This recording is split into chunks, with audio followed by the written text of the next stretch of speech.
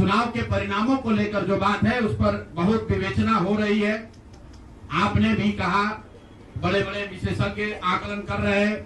कोई बता रहा है कि पैसे से जीत लिया गया, कोई बता रहा है कि लालू जी के डर से ध्रुवीकरण हुआ इसलिए जीता गया, कुछ लोग बता रहे हैं कि जातियों की बात अभी पूरी तरह खत्म नहीं हुई।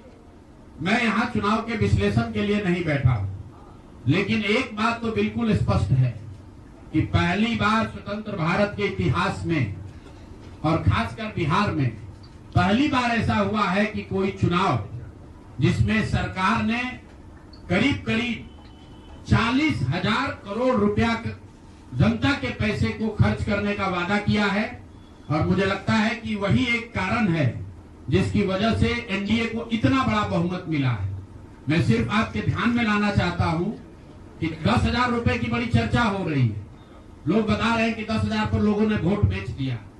बिल्कुल नहीं है, ये बात सही नहीं है।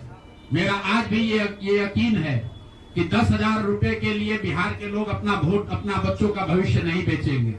अगर 10,000 रुपए को आप जोड़िएगा तो प्रतिदिन 5.5 रुपया हुआ। 5.5 रुपए में कौन अपना वोट बेचेगा? लोगों ने 10,000 रुपए के लिए सिर्फ वोट नहीं बेचा है। आपको देखने, जानने, समझने की जरूरत है। और इस पर ये बहस भी हो रहा है। सत्ता में जो लोग आए हैं वो कह रहे भैया हम तो सरकारी योजना चला रहे थे।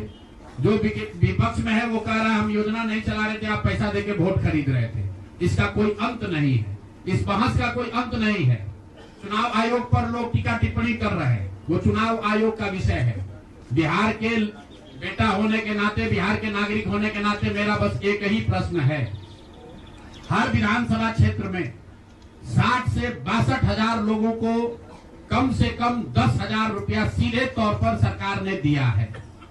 सिर्फ 10,000 रुपया नहीं दिया, ये कहा कि आपको स्वरोजगार के लिए 2 लाख रुपया दिया जाएगा और उसकी पहली किस्त के तौर पर, बयाना के तौर पर 10,000 रुपया उसको दिया गया। और पूरा सरकारी तंत्र लगाया गया लोगों को ये बताने के लिए कि अगर आप एनडीए को वोट देते हैं तो आपको 10,000 रुपए के साथ साथ आने वाले 6 महीनों में 2 लाख रुपए तक की सहायता मिलेगी। इसको करने के लिए पूरा सरकारी तंत्र लगा। जीविका की दीदियों को बैठाया गया। जितने यहाँ पर आशा आंगनवाड़ी सेविकाएं हैं उनकी सैलरी, उनका मानदेय बढ़ाकर उनको जोड़ा गया। लोग कह रहा है भैया काडर कहाँ है? मेरे भाई 2 लाख लोगों को, आप ध्यान रखिए, सिर्फ 10,000 रुपए लोगों को नहीं दिया गया है। हर विधानसभा में, मैं बहुत जिम्मेवारी से जो सरकारी आंकड़ा है वही बता रहा हूँ, हर विधानसभा में 60 से 62,000 महिलाओं को 10,000 रुपया दिया गया है। करीब करीब 1 लाख आंगनवाड़ी सेविका, आशा वर्कर और ममता की से जुड़ी हुई महिलाओं को करीब करीब सरकार ने 10,000 करोड़ रुपया अलग से दिया है। इसके साथ ही विकास मित्र और टोला सेवकों को 25,000 रुपया एक बार में, और जो लोग प्रवासी मजदूर बाहर से आए उनको 5,000 रुपया दिया गया है कपड़ा के नाम पर। तो कुल मिलाकर 29,000 करोड़ रुपया, करीब करीब 29,000 करोड़ रुपया बांटा गया है। 40,000 करोड़ रुपए की योजनाओं की घोषणा की गई है। अब हम यहाँ इसलिए नहीं बैठे हैं ये कहने के लिए कि इसी वजह से हम लोग चुनाव हार गए।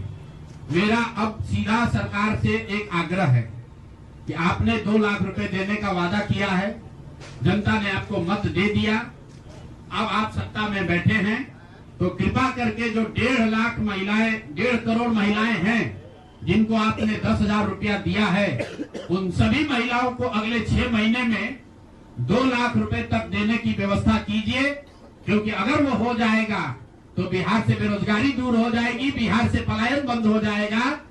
और अगर आपने ये नहीं किया तो ये बिल्कुल स्पष्ट हो जाएगा कि आपने ये 10,000 रुपया किसी योजना के तहत नहीं दिया था, सिर्फ और सिर्फ वोट खरीदने के लिए दिया था। तो वोट खरीदने के लिए पैसा दिया गया है कि किसी योजना के तहत पैसा दिया गया है, सरकारी योजना के तहत। इसका प्रमाण इस बात पर है कि आने वाले 6 महीने में सरकार ने स्वरोजगार के नाम पर जो पैसा जारी किया है, उस क्षेत्र में और पैसा और मदद जारी की जाती है या नहीं की जाती है। हम लोग एक भी विधायक न जीते कोई बात नहीं, जन सुराज। और कई लोगों का सवाल है नीतीश कुमार को 25 सीट आने की बात है, तो मैं आपके सामने घोषणा कर रहा हूं कि जो 25 सीट हमने बात कही थी उस पर बिल्कुल कायम है। अगर नीतीश कुमार ने, उनकी सरकार ने ये वोट खरीदा नहीं है, इनको 2-2 लाख रुपए दे दे, मैं बिल्कुल राजनीति से संन्यास ले लूंगा, उसमें कहीं कोई दिक्कत नहीं है।